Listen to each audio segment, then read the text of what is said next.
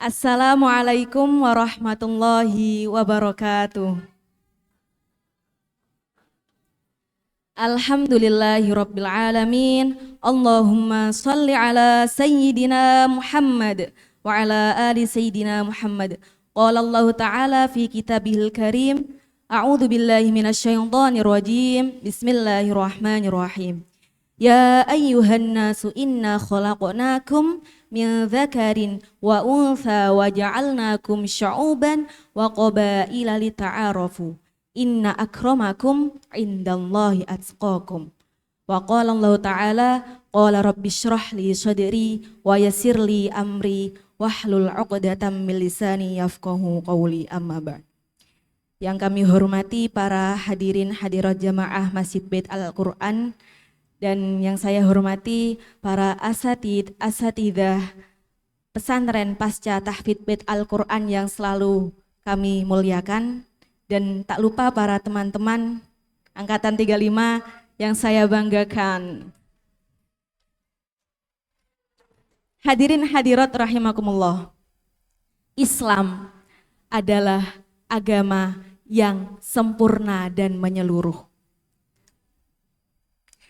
Islam tidak hanya membangun hubungan antara manusia dan Tuhan, tetapi Islam juga membangun hubungan sosial, masyarakat, dan bahkan peradaban. Di segala peradaban, perempuan sering kali dipinggirkan, bahkan hanya dianggap sebagai objek.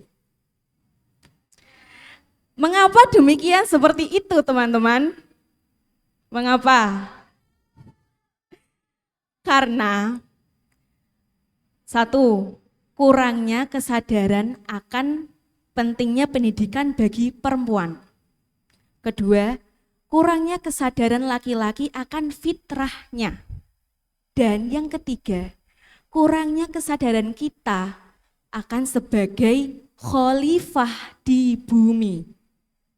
Kita, laki-laki dan perempuan, ketika dilahirkan, seperti yang sudah dipaparkan oleh Ustadzah Rofiah kemarin, kita lahir itu sudah diamanai sebagai khalifah. Menjadi khalifah pun tidak mudah, maka ada penugasannya masing-masing. Dan perempuan ini memiliki potensi untuk sebagai khalifah. Apa saja potensinya itu? Satu, perempuan dan laki-laki,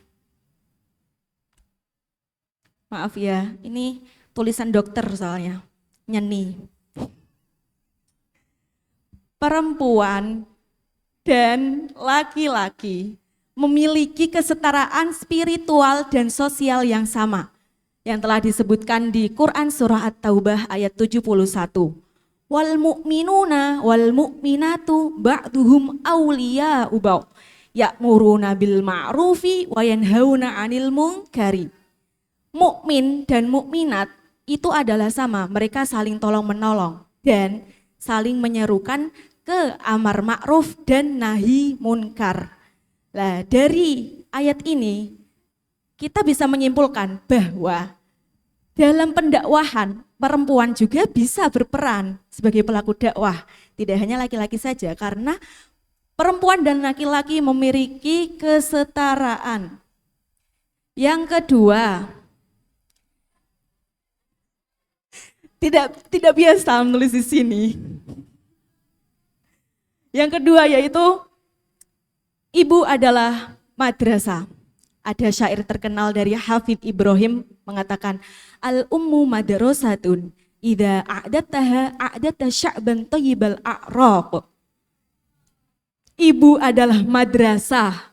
Ketika kalian mempersiapkannya yang baik, maka kalian telah mempersiapkan yang baik untuk agama dan bangsa. Nah, dalam perwujudan ini, madrasah dibutuhkan sekali kontribusi dengan para kaum laki-laki.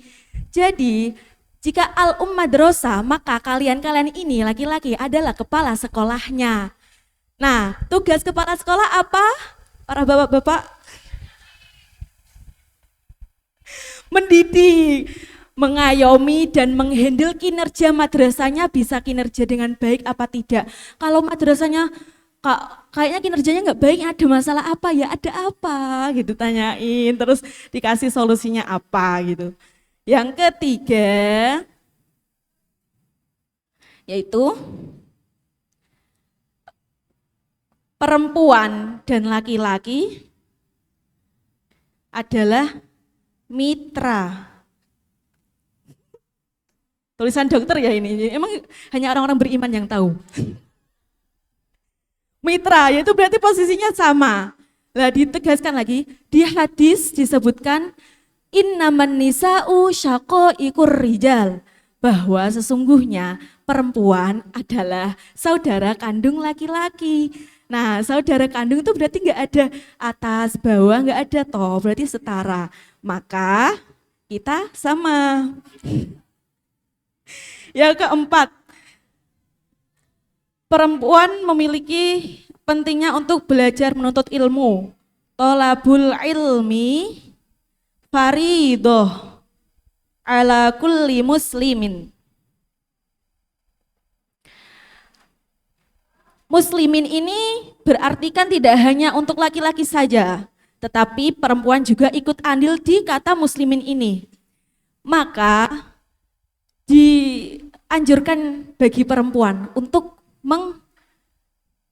belajar lebih tinggi, pendidikan lebih tinggi. Jangan didengarkan perkataan orang, ngapain sih perempuan kok belajar tinggi-tinggi, endingnya juga nanti di dapur. Gak boleh ya kayak gitu, gak boleh. Justru jika kita mengharapkan panenan yang baik, lah gimana kalau kita punya ladang bibit yang tidak baik, kok malah kita mengharapkan panenan yang baik? Apa yang masuk akal? Tidak masuk akal. Makalah kita jadi perempuan yang terdidik agar bisa mendidik didikan yang terbaik. Hadirin hadirat rahimakumullah, perempuan adalah candra di muka yang melahirkan pemimpin yang terbaik. Dari rahim seorang perempuan diharapkan lahir pemimpin yang terbaik. Di rahim perempuan diharapkan lahir masyarakat yang baik. Dari masyarakat yang baik diharapkan oleh bangsa dan negara. Maka oleh itu, dengan sekuat tenaga, perempuan harus mendidik didikannya agar menjadi pemimpin yang terbaik dan berakhlakul karimah. Dari perempuan yang cerdas dan berakhlakul karimah akan menciptakan generasi yang jujur, cinta ilmu, cinta tanah air, dan berakhlakul karimah. Hadirin hadirat rahimakumullah, di bangsa-bangsa negara-negara maju telah menyadari akan pentingnya pendidikan perempuan. Tetapi Islam telah menyadarinya sejak 14 abad yang lalu. Al-mar'atu imadul bilad. Idza soluhat soluhatil bilad wa idza fasadat fasadatil bilad. Perempuan adalah tiang negara. Jika kalian membaiki, jika perempuan itu baik, maka baik pula negaranya. Dan jika perempuan itu buruk, maka akan buruk pula negaranya. Na'udzubillahi min dzalik. Maka dari itu kita kembalikan perempuan ke posisi mulianya, yaitu sebagai satu, menjadi pendidik utama umat. Dua, untuk menjaga moral dan bangsa. Ketiga, menjadi pelaku dakwah di segala lini. Dan keempat, menjadi mitra dalam membangun bangsa negara. Ada sedikit closing power. Muliakanlah perempuan bukan hanya dengan pujian kosong saja, tetapi muliakanlah perempuan dengan pendidikan, perlindungan, dan perlibatan aktif dalam pembangunan bangsa agama. Ma asabaka min hasanatin fa min Allah wa ma asabaka min sayyi'atin fa min nafsik wal afu minkum. Wassalamualaikum warahmatullahi wabarakatuh.